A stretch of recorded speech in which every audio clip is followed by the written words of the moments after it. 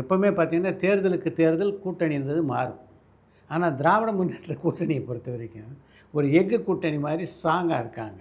அது அது தமிழக முதலமைச்சர்கிட்ட வந்து நீங்கள் கலைஞரையும் இவரையும் ஒப்பிட்டு கேட்டீங்கல்ல, அது வந்து இவருடைய ஒரு பெரிய ஒரு மெயினான சொன்னோம். போன முறைலாம் பார்த்தீங்கன்னா கலைஞர் இருக்கும்போது காங்கிரஸை வந்து கூடா நட்பு கேடாய் முடியும்னு வார்த்தை சொன்னார் காங்கிரஸை. அப்புறம் ஒரு கேலி பண்ணார். 63 நாயன்மார்களாக போனாங்க, பஞ்சபாண்டவர்களாக வந்தாங்க, 63 சீட் வாங்கிட்டு போனாங்க, 5 சீட் தான் ஜெயிச்சாங்க. அது வந்து 63 நாயன்மார்களாக வந்தார்கள், பஞ்சபாண்டவர்கள் சென்றார்கள் அப்படின்னு சொன்னார். அப்புறம் திருமாவளவன் அவர்கள் இவர் கூட்டில் இருக்கிறாரா இல்லையானே தெரியல அப்படின்னு சொன்னார். இப்படியே சொன்னார் அவர். அந்த மாதிரி விமர்சனம் இப்போ வந்து தமிழக முதலமைச்சர் இவங்க எவ்வளோ விமர்சனம் வச்சாலும் அதை வெளியில் சொல்கிறதே கிடையாது. அவர்களுக்கு என்ன தேவையோ அதை எல்லா விதமாக நிறைவேற்றுறாரு. அதனால கூட்டணி கட்சிகள் தமிழக முதலமைச்சரை பார்த்து தர்ம சங்கடத்தில் இருக்காங்க. எப்படி அவர்கிட்ட சொல்ல முடியும், சொல்ல முடியாதுன்னு.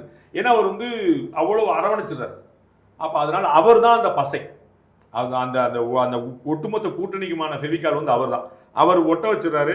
யாருக்கும் வெளியே போகிறதுக்கான எந்த வாய்ப்போ மனசோ